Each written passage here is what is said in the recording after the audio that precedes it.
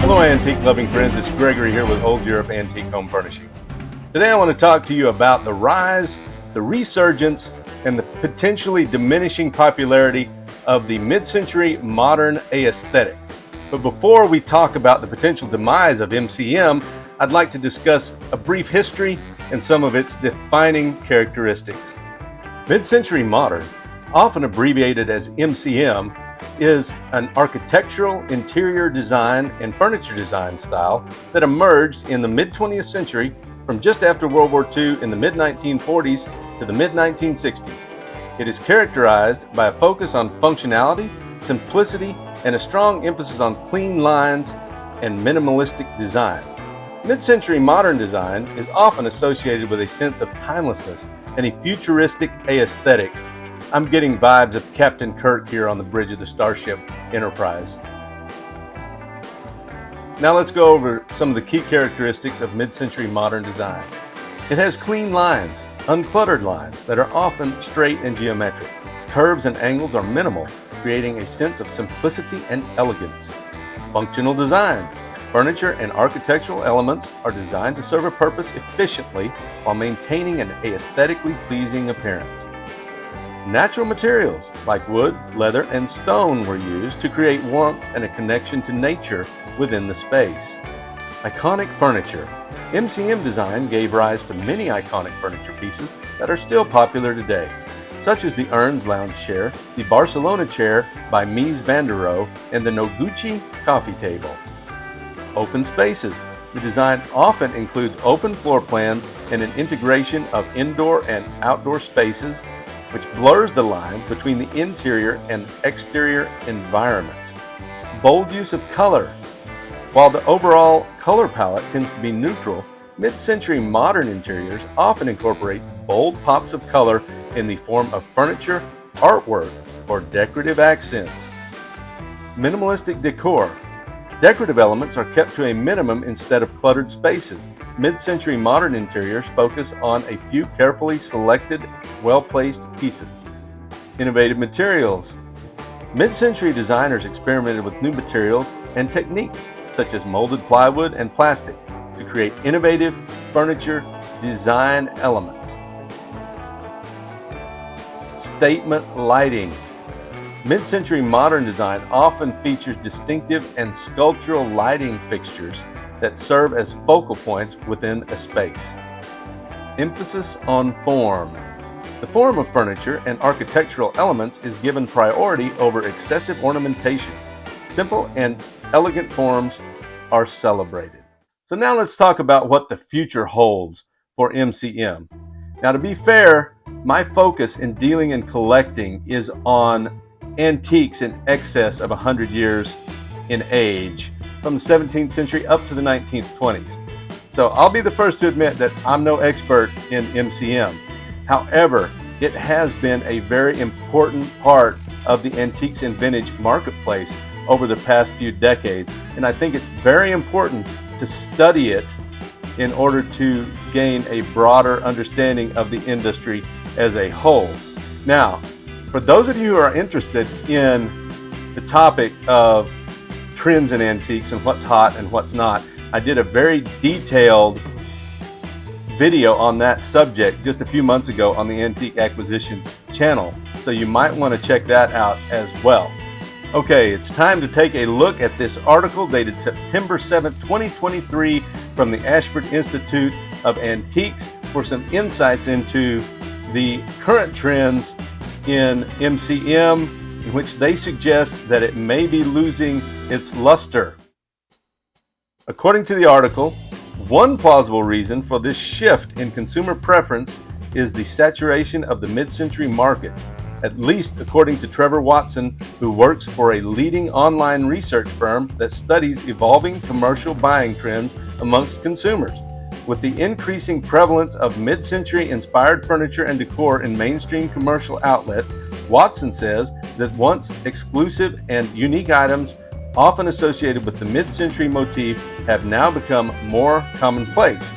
From big box stores to online retailers, affordable replicas of iconic mid-century pieces have flooded the market, diluting the desirability of the genuine vintage pieces, says Watson. If it's easily available to everyone, then demand across the board is bound to eventually drop. However, on the flip side of the coin, Watson says that you can also look at aggregated past sales results and see that as the trend for MCM escalated, demand outweighed supply, leading to inflated prices for original mid-century items.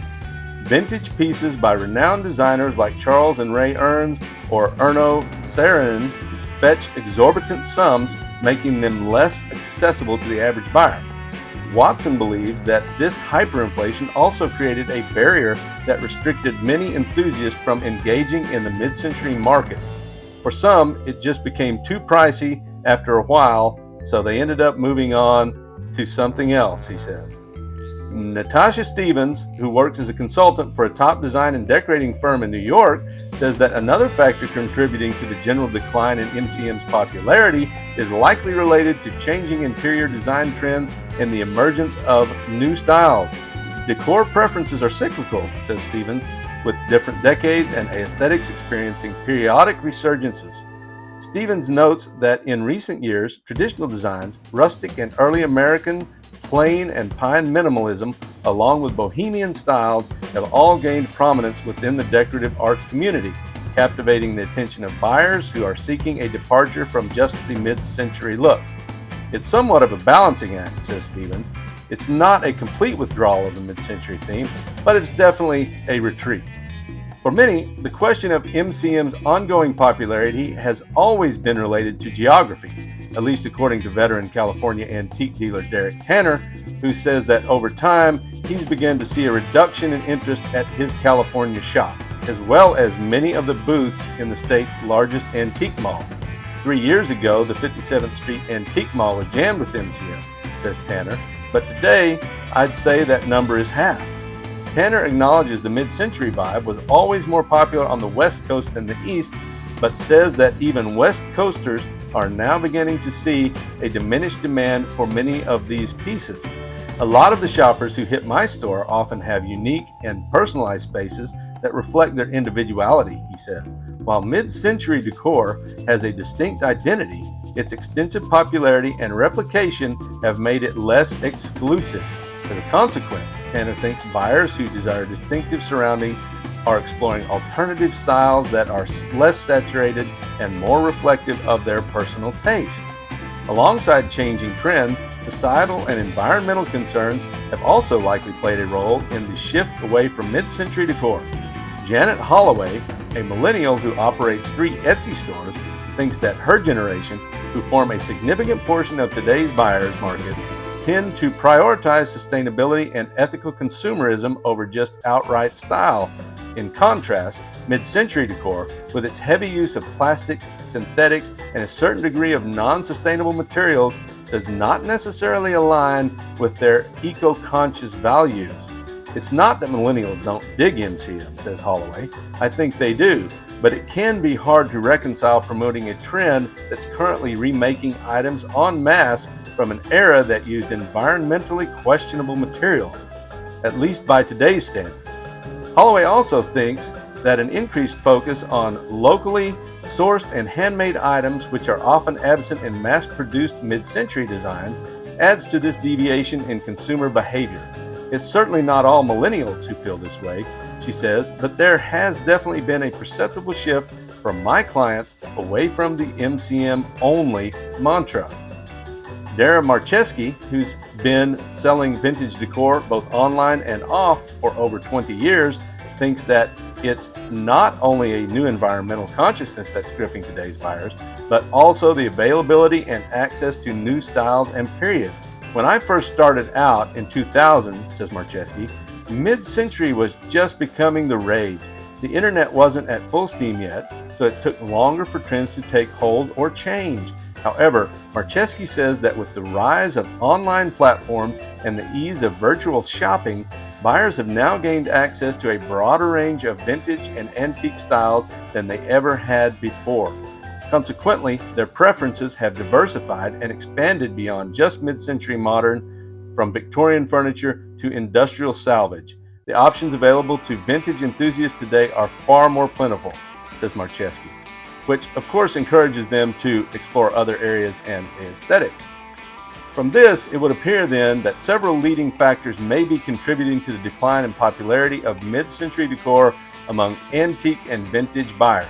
The saturation of the market, inflated prices, changing design trends, a desire for uniqueness, sustainability concerns, and increased access to alternative styles have likely all had some form of influence on this shift.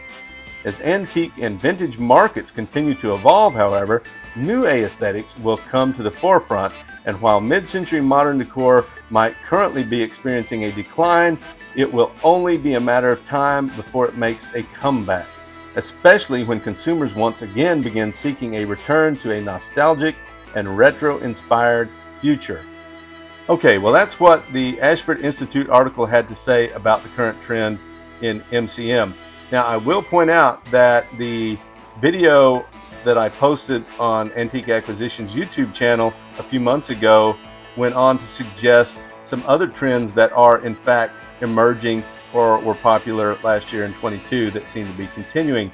So once again, it might not hurt to check out that video. And with that, I will wish you a great day. Please take the time to like this video and subscribe to the channel, because I will have a fantastic video coming up very soon comparing gold with antiques as a store of value and a way to transfer intergenerational wealth. So you're not going to want to miss that one. We'll see you next time.